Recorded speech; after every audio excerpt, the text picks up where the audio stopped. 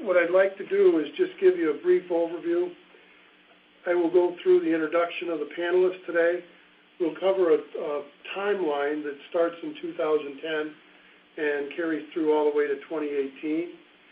Then we'll have a brief discussion on the exchange overviews, introduce the individual mandates and the subsidies, and then we'll close today with some discussion around the large group determination and the shared responsibility.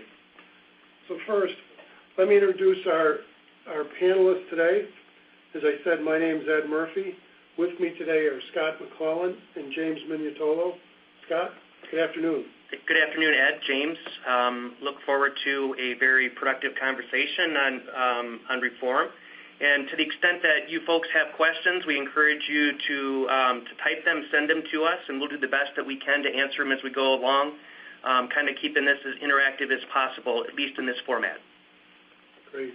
And James?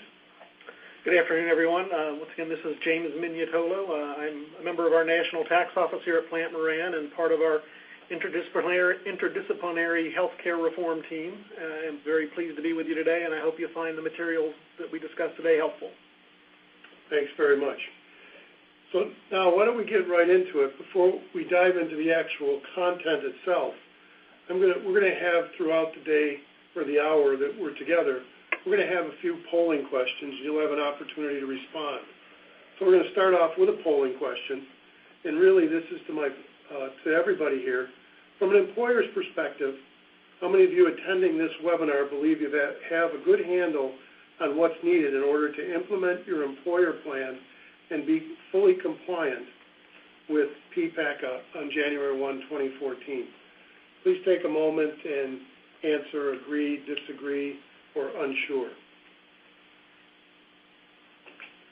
As we wait for those returns, why don't I begin with the actual timeline? And what we've done is we've provided a brief overview for you. We'll be flipping through the slides periodically. We're not going to read through them verbatim and present a 50-page deck to you. This is more a discussion from that standpoint. So with that in mind,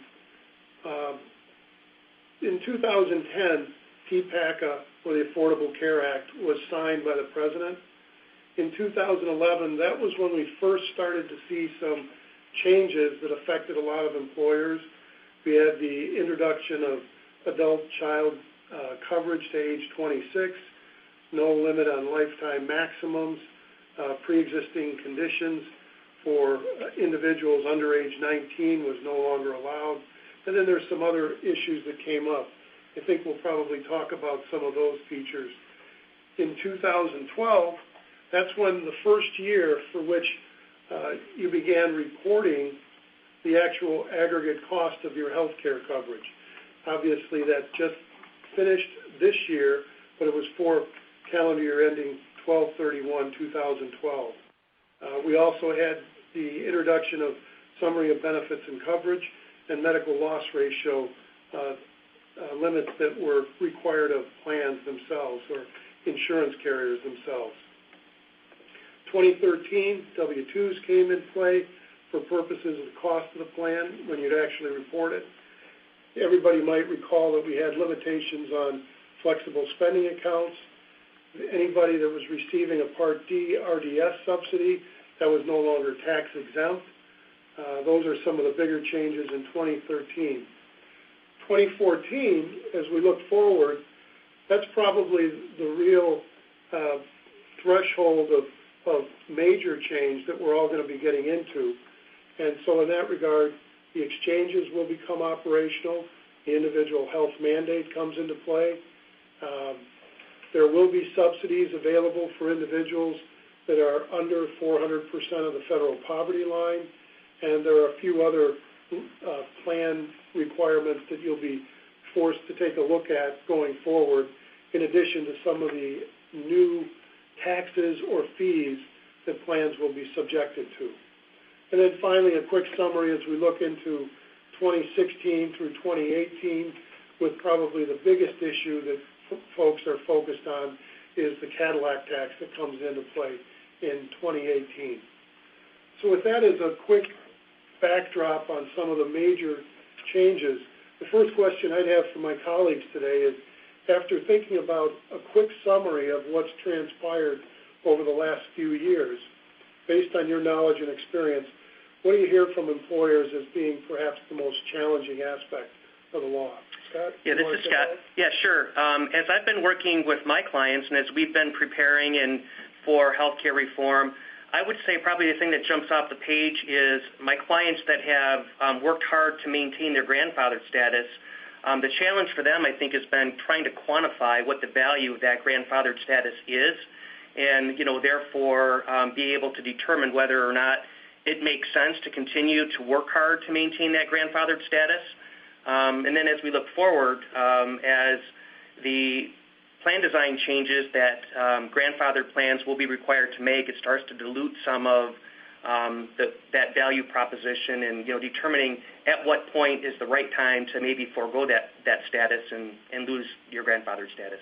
And that's probably something that is often overlooked with respect to healthcare reform, where a lot of folks have either already been in a situation where they're no longer grandfathered, and then from a high-level standpoint, those that have maintained it for arguably very specific reasons, and they may continue to maintain it, but it may cause other concerns with respect to compliance issues from a regulatory standpoint. How about James? Anything else you want to add? Sure, Ed. I would say with the clients that I've been working with, a couple of items really have kind of come to the top. And for starters, everything about this is challenging, at least from what I can tell with the people that I've been working with.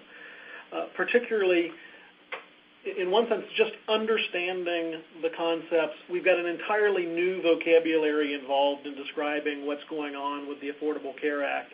And oftentimes, full-time employees, full-time equivalent employees, we've got stability periods, measurement periods. There are words and phrases that we've never heard before that suddenly we're being asked to live with and apply. And so just it's like learning a foreign language to start with. And I think the second part is for most clients, the starting point is really, if I look at my current plan, how far off I'm just trying to figure out how far off target my current plan is. What would my current plan qualify? Does it provide minimum value, whatever that means? Is it affordable? What's it going to cost me to make my current plan affordable? And if I don't make it affordable, what's my potential exposure? That whole analysis, even once you get past the what do all these words mean, is a struggle that people are really having a hard time with. So today's session's perfect, since we're going to talk about those things. Hopefully we're going to cover a lot of those things in today's session, and I think it does come down to it's complex. There's a lot of moving parts, not only within the Affordable Care Act itself, but there's a lot of moving parts to operating your plans today that may be affected by the Affordable Care Act, and they may not always be easily synced up, if I can use that, from an overall standpoint. And then you've obviously got things like you still have to comply with COBRA, for example, even though the Affordable Care Act may, moderate some of the requirements that we would otherwise think COBRA might apply. So I think the bottom line is it is complex. There's going to be an issue of balance with the regulatory environment, and getting your arms around what does everything mean is going to be a challenge for everyone. So why don't we get into maybe a brief overview with the public exchange and just introduce us to that. I think, Scott, you're going to kick us off there. Yeah, and there's a couple slides here, and we're going to get through these here pretty quick.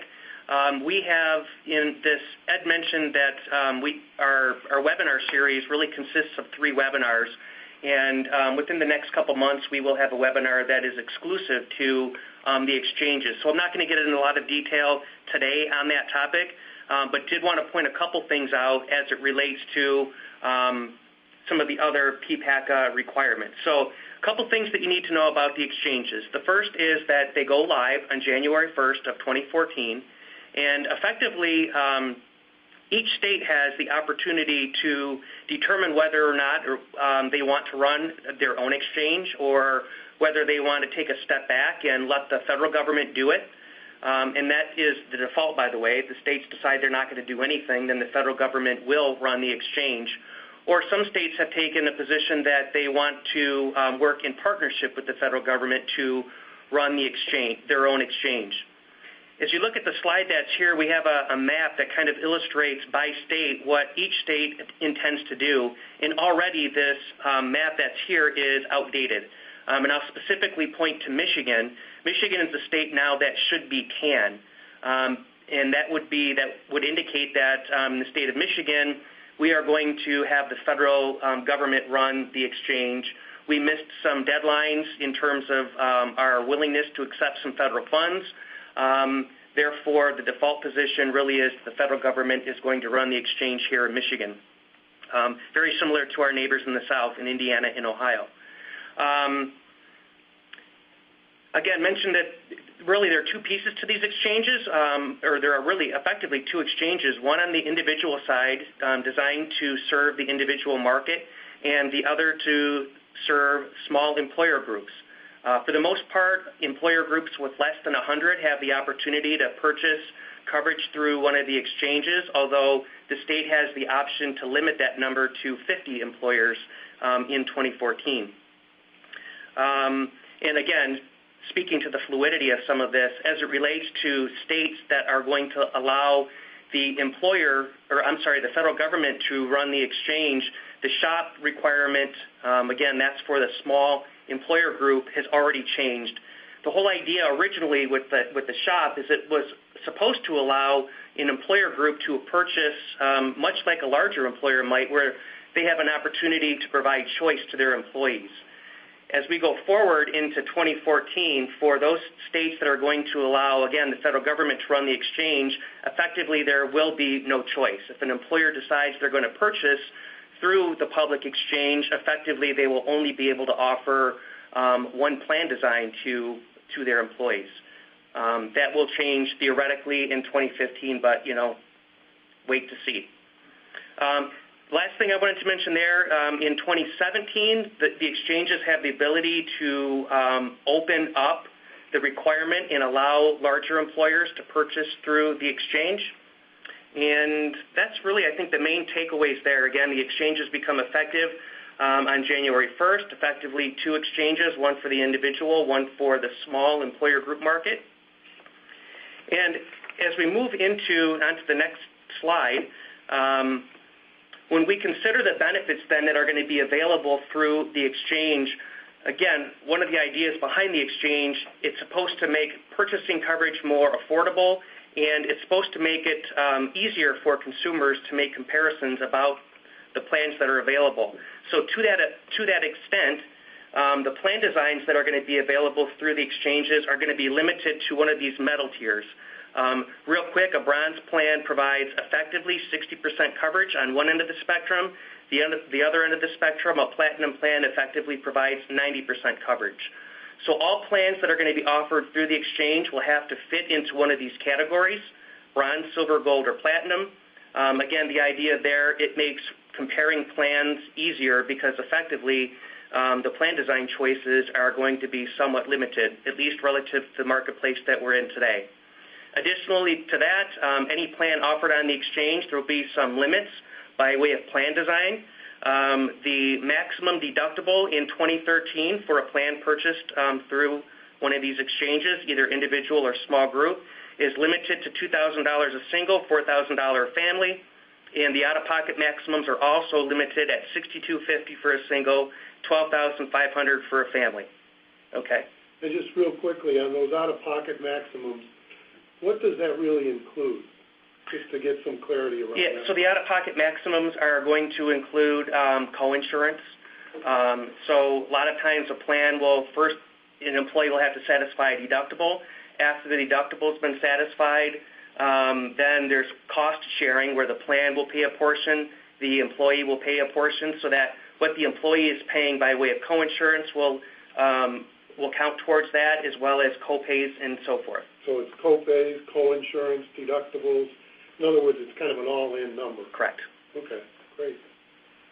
Okay. And then the last point that I wanted to make as it relates to the exchanges, Again, all plans that are available on the exchange, they have to provide, we have a list for you here. I'm not going to go through all of them, but 10 general categories of services. So any plan that's offered on the exchange is going to have to include these categories of services. And as we take a step back and look at the plans that our clients are offering today, virtually every plan that I've seen for the most part it's probably not even the most part. All plans are that I've seen are providing these level of categories already anyways. And that's just a general statement. Obviously, the legislation wouldn't be here unless there were plans that didn't meet the criteria. But the bottom line is what's common in the markets that we serve in the single employer marketplace. Yes. It's very common that the majority of the plans meet those requirements. Absolutely. Okay. So that's really all we wanted to cover today by way of the exchanges. Again, we'll get into a lot more detail in the next couple webinars. Sounds good. Why don't we go to a second polling question right now? And that question is with the recent guidance that allows the SHOP or the Small Business Health Options Program to only offer one health insurance option until 2015. If you look at the three different answers there and provide your response, that would be great. But basically, it may not have any impact to you. It may not have any impact to you because you wouldn't have been able to use the SHOP programs anywhere, or it may dramatically change your strategy going forward. So you can take a look at those there, and it looks like right now the majority of the individuals are answering B. It doesn't have any impact on your strategy because you are not a small employer in the first place, so it wasn't going to be available. However, we would also say there's a significant number of you that are on the webinar today that are also showing that it has no impact because you weren't even considering that from an overall standpoint. So only about 12% of the population sees that it could be an impact to your overall benefit strategy. So with that, why don't we move in and kind of shift gears? We've covered a little bit with respect to setting the background for the different exchanges that are out there.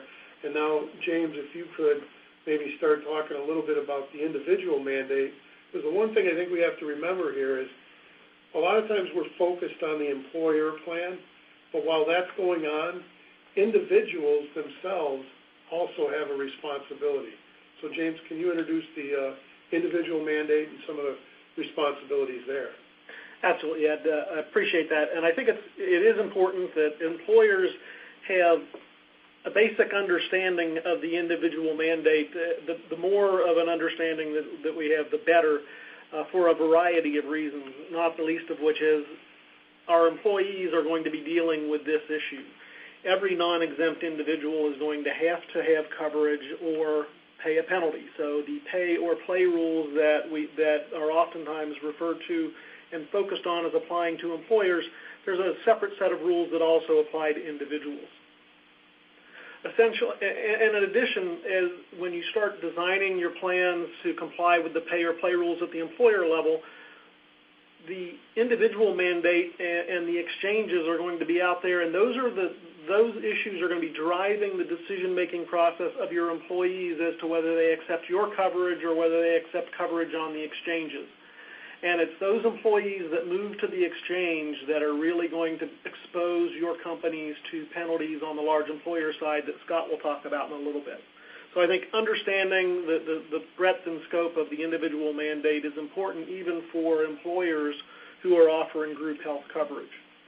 The first thing to understand is that everyone's required to have minimum essential coverage, another one of those great terms that we're all beginning to learn what it means. But that can come in a number of ways. You can buy, every policy on the exchanges has got to meet the minimum essential coverage requirements, or it's not allowed to be on the exchanges. But Medicare, Medicaid, group-sponsored plans, TRICARE, or any employer group-sponsored plan that meets minimum essential coverage would meet that requirement as well. So I think or in addition, even grandfathered plans that have maintained their grandfathered status, even if they don't meet the technical minimum essential coverage requirements, will be deemed to have met this. So if an individual is covered by any of these types of plans, they're covered by a plan, they're not subject to the individual mandate, and they're not going to have to pay a penalty. So the real question then arises as to what happens when an individual is not covered by a plan, that it meets at least the bronze level coverage requirements under the exchanges. Those individuals are going to be subject to penalties that will vary in some respects based on their income. But in 2014, for example, the maximum penalty per person is $95 per person, up to 300% of that for a family, or $285, or if greater, 1% of taxable income of the family. So I think to understand that, if you think about 1% of taxable income for an individual making, that number is going to kick in at $9,500 of income. And for a family, the 1% limit is going to kick in at $28,500 of income. So I would say the majority of people looking at this penalty are really looking at a 1% of income tax being added to their income tax bill at the end of the year. This mandate and penalty will be administered through the income tax program. It will be included on the individual 1040s beginning in 2014, so that it will be reported and collected as part of the income tax process. I do think it's important to understand that not everyone is going to be subject to the penalty. Those people that are covered by plans are not subject to the penalty. Individuals who have incomes below the federal poverty level, and for an individual at the moment, the federal poverty level would be $11,490. But in addition to that, if the cost of the plan is not affordable, and it's a little bit of a different test here, if the cost of the coverage exceeds 8% of the employee's income, they would be exempt from paying a penalty. And in addition, those individuals who have short-term lapses in coverage, they may be changing a job or something, so they have a lapse in coverage of less than 3 months, will also be exempt from the penalty. So in addition to the employer mandate, this individual mandate is going to be out there trying to drive consumer behavior to expand the coverage in the marketplace to the greatest extent possible, which is really one of the driving forces behind affordable care to begin with. Yeah, so I just, one point there is I've been talking to my customers. I think people have been acutely aware of in the case of 2014, the $95 penalty capped at 3 times. A lot of them, frankly, have missed the other piece of that, or if greater, percent of income. So just to throw that out there, because I've seen a lot of people not be aware of that, and just wanted to point that out. And again, that's at the individual level, right? Not the employer side. So let's not cross over on which penalty applies to whom in which situation. So why don't we move on and just go to the next polling question that we have here. And this is really focused at the employer level. So the employers that are participating today, are you planning to include as part of your employee education general information about the individual mandate, along with information about any plans that your firm may offer? And this is just a yes, no, never considered it, but maybe it's a good idea now. So just looking, give you a second or two to see where things are shaking out. And it looks like it's a fairly good balance between those who are either, yes, they're thinking about it, or now they are going to start thinking about it. So the bottom line is, this is another one of these aspects of the law that, as James said, even though this is on the individual side, I think what it really comes down to, and I've seen this in my experience in talking with clients, is that they actually say that employees look to them for all information relative to health care, because they've been the delivery agent on health care. As a result, one of the aspects of your game plan for 2014, you really may want to consider some level of education about what happens at the individual level, because you may find that employees are opting out of your plan, and yet they're not realizing they could be subjecting themselves to a penalty at the individual level. So anyway, why don't we move forward? James, you're going to talk a little bit about subsidies now. Yes, in addition to kind of the carrot, we've got a carrot and a stick issue here. If the mandate and the penalty is the stick, the subsidies are in essence the carrot for lower income individuals and families to purchase coverage and maintain coverage. Effectively in 2014, when individuals and families go out onto the exchanges, if their household incomes are between 100 and 400% of federal poverty level, they may qualify for a subsidy that will assist them in paying the premiums to acquire that coverage. And I say may because there are, as always, qualifications for that. For starters, and this is going to be an important issue that will be covered in the large employer section of today's webinar, if the individual has coverage through their employer that offers minimum essential coverage that meets certain affordability requirements, then they won't be eligible for a subsidy. And that's, once again, going to be a critical element of the large employer penalty portion of this presentation that Scott will get into more deeply later on. In addition, they can't be dependent on another person's taxpayer, and remember, as I said, it's a sliding scale credit against the tax depending upon their income, and the amount of the premium credit will be based on the cost and value of a silver plan, so the 70% actuarial value plan, and it's adjusted based on the size of the employee or individual's family. A couple of interesting things that I would note about this is that, first, it's based on federal poverty levels, but it's 100 to 400% of the federal poverty level. And at the present moment, the individual federal poverty level is $11,490. 400% of that is $45,960. For a family of four, the current federal poverty level is $23,550, and 400% of that's $94,200.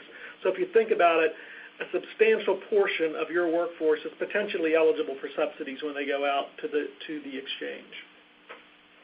The next slide, I think, gives you an idea of what happens as the cost of the plans are compared to an individual's income.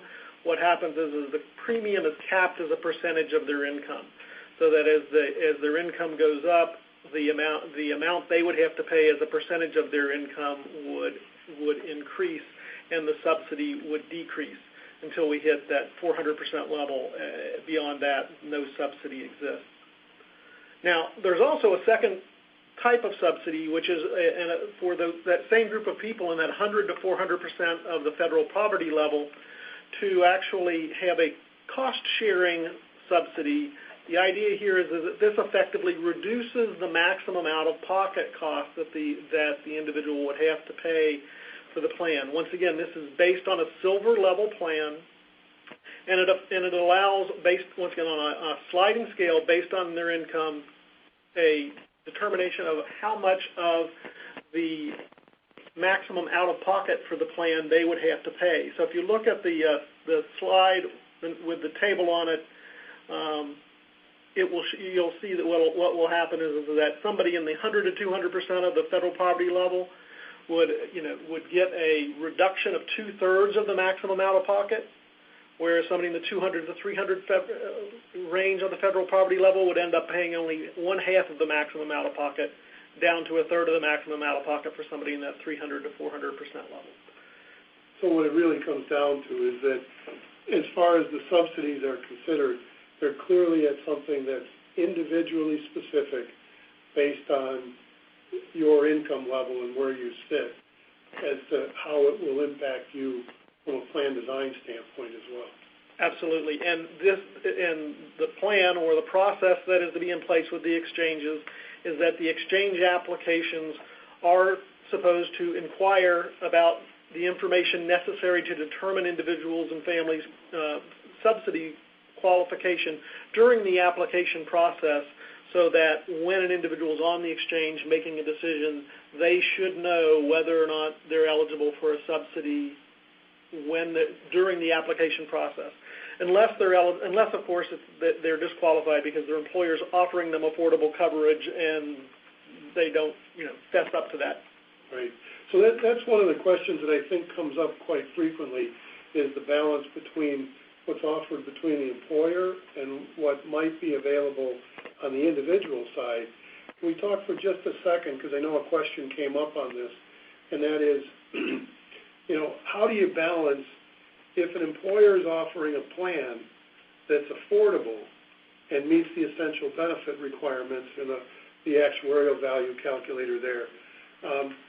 Can you actually be harming somebody at the individual level who might otherwise qualify for a federal subsidy in terms of what it's going to cost them to participate? Yeah, you could. So if you have, if the contributions, and we're going to get into this here in a couple minutes when we start talking about the penalties, but if an employer, if their contribution structure is such that the plan becomes affordable to a particular person, and we're going to get into that here in a few minutes, then they would not be able to take advantage of the subsidy that might otherwise be available to them. So the employer does have some impact on an employee's ability to take advantage of the subsidy. If they make the plan affordable, and again, we'll get into those details here in a few minutes, right, then that individual and their dependents are not allowed, or the subsidy is not available to them. So it really sounds like it's going to get, if an employer is looking at how they can benefit their employee population the most, just stepping to the window and saying, I'm going to make my plan affordable across the board and meet the essential health benefits, the strategy is not as simple as that. It likely isn't, no. Okay. Although, Ed, I would add one thing. As we begin looking at the affordability issue at the employer level, without stealing too much of Scott's presentation, we're really doing it at a 9.5% of the household income cost as that affordability measure, and it's based on self-only coverage. Correct. The interesting thing is the eligibility for the subsidy at the exchange level is not just limited to the individual self-only coverage, so that if a plan is affordable for the large employer penalty perspective, from the large employer penalty perspective, it may still be, particularly at a family level, unaffordable for purposes of the exchange, because right, the family cost is factored in determining whether or not the plan is deemed affordable for subsidy purposes. So you could, in theory, have an affordable and self-only plan, but an unaffordable family plan, in which case, while the employee wouldn't be eligible for a subsidy, his or her dependents would be. May be eligible. Right. So again, what it comes down to, like a lot of what we're hearing today, is there's more to it than meets the eye, right, and you've got to dig deep to get to what's the perfect strategy. And it's not an A or B, it's a whole range or host of different strategies, depending upon what the particular employer's objective might be. So, and I'm sure we'll get into that a little bit more as we get into some of the other aspects. And right now, I think we're gonna shift over from subsidies and get into things like the large employer determination. And basically, I guess the same type of question we've asked before is, what have you found to be the most misunderstood on the requirements with respect to large employer determination to begin with? Sure. Well, since James stole my thunder here just a couple minutes ago, this question, I guess, steals a little bit of it as well. And I would say that probably the consideration or the application of control group or affiliated service rules, I think that's one that's been typically overlooked, and I'll get into more detail in that in a minute, but James, I don't know any other feedback that you have. Yeah, probably from my perspective, it's just determining which employees might expose the employer to a penalty, whether it's who's a full-time employee, who's a full-time equivalent employee, how do we determine which full-time employees are going to be eligible for subsidies that might expose me to a penalty is a question that I find most employers struggling a lot with. Okay. Outstanding. Sounds good. Why don't we get into large group determination, because I think from my perspective, as I've been dealing with clients, that's probably the first step before you move down the road into some of these other aspects of designs and affordability, et cetera. Yeah, and I would say, as I've given these a similar presentation to live audiences, this is the part of the presentation where typically most have questions. So I would encourage you, if as I go through this, you've got questions, type them, hit the send button, and that will cue Ed to stop me, ask questions, and we'll try to keep this part more of a dialogue, or as much as we can, given the format. So the first thing, in considering the application of the shared responsibility payment, is the determination of, or the application of, large employer groups. So as we move forward, again, the next part of the presentation, we're going to talk more about the penalty, but the penalties, the pay or play, or the shared employer responsibility payment is only applicable to a large employer group, okay? And from a healthcare reform perspective, a large employer is now defined as an employer that has, during a calendar year, previous calendar year, an employer that's employed on average of 50 full-time employees on business days during the preceding calendar year, okay? So if you have 50 or more employees, and we have to consider both, and again, going back to James's earlier comment, here's where we have some new terminology. So when we determine whether or not we're large, we need to consider full-time employees. Those now, by definition, from a healthcare reform perspective, full-time is now defined as an employee working 30 or more hours, or averaging 30 or more hours a week. The equivalent to that would be 130 hours per calendar month. So we need to consider our full-time employees, those working 30 or more hours a week, and we also need to consider the new term that James introduced earlier, that full-time equivalent employee. So really, when you, from an employer perspective, you really almost want to bifurcate your employees. So as you think about whether or not you're a large employer, I would put in one bucket my employees that are working 30 or more hours. I'm going to categorize them as full-time, and they're going to sit by themselves in one bucket. The other bucket is going to consist of, again, this new terminology, this full-time equivalent employees.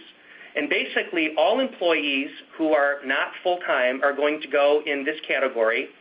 And mathematically, what we're going to do is we're going to look at the number of hours that an employee, a non-full-time employee, is working. And we're not going to consider anything more than 40 hours in a week for any one employee. So we're going to take all of the hours that those non-full-time employees work, taking no more than 40 hours for any one particular employee, and we're going to divide that by 120, okay? That then becomes my full-time equivalent employees, and I'm going to take that number, I'm going to add it to the number of actual full-time employees, again, those that are working 30 or more hours a week, and that's the number that I'm going to use to determine whether or not I'm a large employer group, okay? So essentially, if I had 38 people that were over 30 hours, what you're really saying is I could still be considered a large employer if I end up with 12 or more who, when I accumulate the total number of hours for all part-timers divided by the 120, if that number comes out to 12 or more, yes, I'm going to be a large employer for purposes of complying with the shared responsibility. That's correct. Okay. Yeah, and as it relates to that full-time equivalent employee, the only time that comes into play is for purposes of determining large group status. Once that's been determined, then we don't need to think about a full-time equivalent employee until the next year when we go through this exercise again to determine whether or not we're a large employer group. Because, again, do we have to offer benefits to part-timers under 30 hours? No, you're not required to. You can. There's nothing that says you can't. But you're not required to, and there's no penalty for failing to do that. Permissive, not required. Exactly. Okay, so that's the first thing. The next thing to consider, then, as we think about large group determination is what is an employee? So on this slide here, we're really talking about or acknowledging that from a reform perspective, healthcare reform is going to consider an individual using the common law standard to determine whether or not an individual is an employee. So I'm not going to, this is not the forum to, determine whether or not your employees are actually, or employees using the common law standard. Effectively, what you need to know, though, when you consider the common law standard, if you as an employer effectively have the ability to dictate when an individual shows up to work, when they get there, what do they do, how they go about doing it, that type of thing. If you have the ability to direct or control the manner in which services are performed, then that likely is an employee of that particular employer, and you would need to consider those types of people in making that large group determination. It's also going to come into play as we get into the penalties as well. But did want to point out that that common law standard is what we're going to look at to determine whether or not an individual is a particular employer's employee. We don't care so much whether it's a W-2 employee or a 1099. It's does the employer have the ability to direct or control the manner in which services are performed? If the answer to that is yes, then likely they're your employee for purposes of health care reform. Okay? Any questions there? No, I think we're good there. Okay.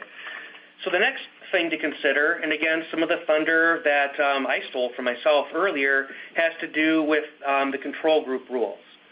So, again, without getting into all the gory details of how you would go about determining whether a group is part of a control group, I actually have a document in my briefcase that's about 108 pages long that walks through, determining the application of control group rules. But effectively, from a healthcare reform perspective, if groups together collectively represent or are part of a control group, then it's at that control group level that we would determine or look at to determine whether or not a group is large. So if you have two groups that are 25 employee lives each and full-time equivalents each, and they are part of a control group, we would aggregate those lives together. So in my example, those two 25-life groups, because they're part of a control group, collectively they're 50 or more, therefore they would be subject to, they'd be considered a large employer group and therefore subject to the player pay mandate, which we're going to get into in a couple minutes. Okay. Okay? So again, it's really important that people not forget about the fact of what your ownership relationship is with other affiliated entities. Right. To determine, yep, do you have to play or are you going to be subject to pay? Right. So I had a call from a prospect yesterday, and this group consisted of 10 people, but they were part of a control group. They had the other group, part of the control group, had 40 people in Tennessee, and originally this particular group was thinking that the 10 people that they had here in Michigan were not subject to any of this. But by virtue of the fact these two groups are part of a control group, the larger group in Tennessee coupled with the folks here in Michigan, they were over 50 collectively, and now this 10-life group is, from a healthcare reform perspective, considered large and therefore subject to the requirement. Okay. So why don't we move on a little bit and sure, continue on with the whole large group determination. Last thing, as it relates to the large group determination, again, I mentioned earlier before that we would look back at the previous calendar year to determine whether or not we're large. For purposes of 2014, an employer group can look back to 2013 for any 6-month consecutive period of time to make that determination. So they don't have to use the entire calendar year 2013 for application of 2014, but moving forward or beyond 2014, they will. They'll use the entire year. Okay. Now, is that they'll use the entire year if they want to have a full year enrollment period, or they must use the entire year? They would have to use the entire year. Okay. For purposes of determining whether or not I'm a large employer. A large employer determination. Yep, except for that transitional relief that was pointed out in that slide. So here's the fun part. And now we're moving on to the large group shared responsibility. So again, at this point, the only groups that are subject to the large group shared responsibility are those that are large. So for those of you tuning in, if you've already determined that you're not large, you can listen for the next 15 minutes for fun. Everybody else, pay attention, because here's where, strategy is going to be we need to take all this into account from a strategy perspective. So effective on January 1st, 2014, all large employer groups, I'm not going to get into what that is, we just went through that, are required to offer their full-time employees the opportunity to enroll in at least one plan with minimum essential coverage that provides minimum value and is affordable, or they're potentially subject to a penalty. Okay? So employers aren't required to offer coverage, but if they don't, they are potentially subject to the penalties that we'll get into here. So the first thing to consider is, again, I said a large employer has to offer coverage to their full-time employees. The most recent guidance says that if an employer offers coverage to at least 95% of their full-time employees, or if greater, all but 5 employees, then they are deemed to have offered coverage to all full-time employees. Okay? So the key here is an employer has to make sure they're offering coverage to at least 95% of their full-time employees. If not, they're potentially subject to penalty. So James talked about earlier on the individual mandate, what minimum essential coverage is. The same thing is going to apply here. And for the folks in the audience here today, it effectively is an employer-sponsored plan. So if you're currently offering an employer-sponsored plan, if you continue to do so, that's effectively what we're looking at here is, again, making sure then that you're offering that coverage to at least 95% of your people. Any questions there? No. Okay. So even if an employer does offer coverage to at least 95% of their people, in order to avoid penalty, we still need to make sure that the coverage that's being offered meets a couple criteria. So the first is that the plan that's offered has to provide minimum value. So from a healthcare reform perspective, minimum value is met if the plan share the total allowed cost of benefits provided under the plan is at least 60% of such costs. So effectively going back again to the exchange conversation, a bronze plan. So if you're offering a plan that covers at least 60%, so the plan's paying 60, by definition the employee's paying 40%, at least 40%, that 40% is going to be made up of things like deductible, coinsurance, copays. Okay, so as long as the employer offers a plan that meets at least 60%, they will have met that minimum value. A couple ways to determine whether or not your plan actually does that. Probably the easiest and most used method is going to be using a minimum value calculator. If you do a Google search, that calculator is relatively easy to find.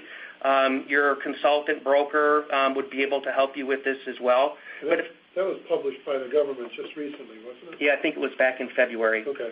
But effectively what you do, it's an online tool. You input information about your plan, you hit the calculate button, and it will come back with an actuarial value of your particular plan. Okay? In addition to that, you can use a safe harbor checklist. I don't believe that has yet been released, but that basically is a flow chart. Answer questions about your plan, and it will guide you to an answer as to whether or not it meets the minimum value. If neither of those criteria work, then you'd be forced to hire an actuary to make that determination. Okay.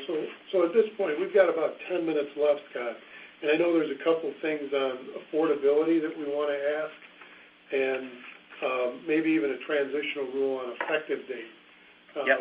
Why don't we jump into those couple of items? Okay. So the next piece, again, in considering the shared responsibility payment is affordability. That's the second test that an employer has to pass. And effectively what we're looking at there is what the employer charges for an individual coverage by way of payroll contributions. That is going to be the numerator, what the employer charges. The denominator is going to be effectively the way that the Act was written is household income. So as long as the employer doesn't charge more than 9.5% for an individual contribution, 9.5% of their household income, then the plan is deemed affordable. Now, most employers, you'll have no idea what the household income is. So there were a handful of safe harbors that were released. The first safe harbor is looking at W-2 income, again, as long as the individual contribution doesn't exceed 9.5% of W-2.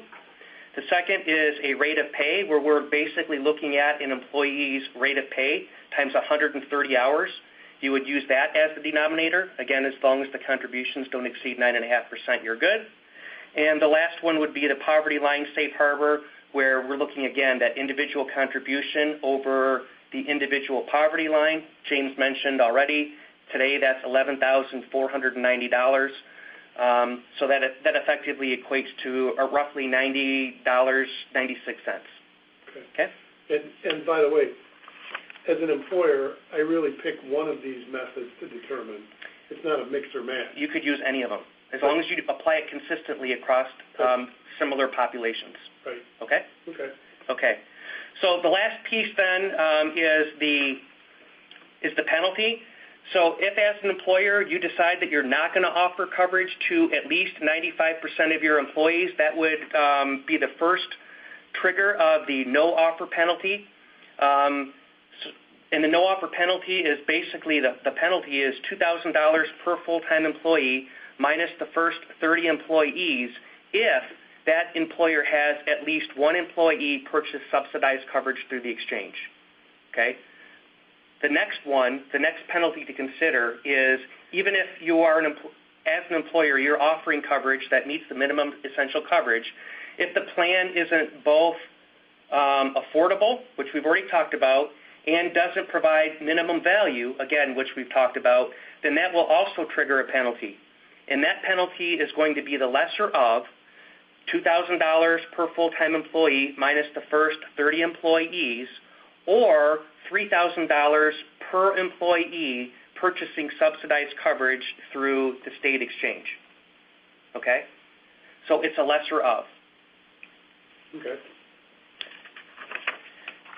So for the most part, these penalties or the shared responsibility payment is effective January 1st. There is some transitional guidance that was released. If you're a fiscal year plan, then none of this would apply until the first year, your first fiscal year beginning in 2014.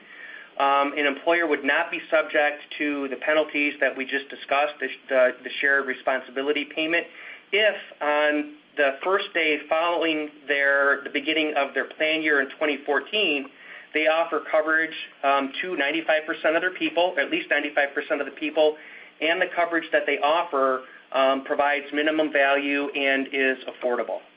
So as long as those conditions are met, then the employer would not be subject to penalty for the period of time leading up to the beginning of that plan year that begins sometime in 2014.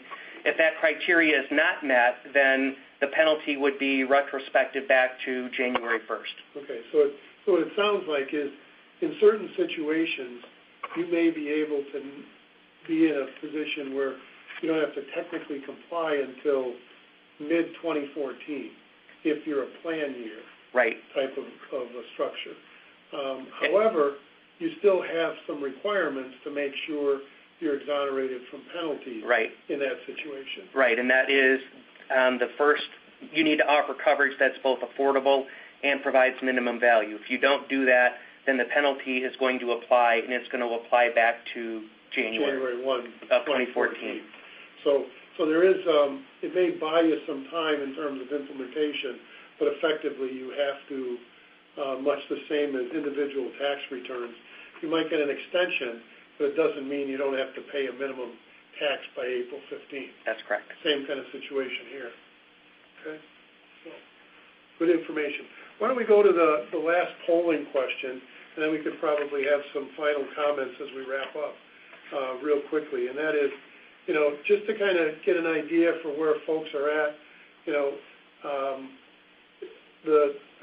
what's your firm's strategy? You don't currently provide benefits, and you're not likely to provide it. You'll continue the current strategy.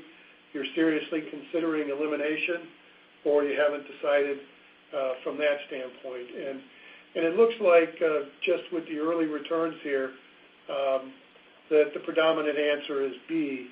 We're likely to continue with the current benefit strategy. And I think from my standpoint, in experience with discussions with clients and others in the marketplace, that seems very consistent. Any other comments from you gentlemen? No, I think that would be consistent with my experience as well. I think, if possible, most people would like to stay with their current strategies, do as little change as possible to those current benefit structures. Yeah. Sounds good. Okay. So we've got a couple of minutes to wrap up right now. So before, and as we do that, I guess I just throw it out to both of you. Do you have any kind of final summary comments that might be beneficial?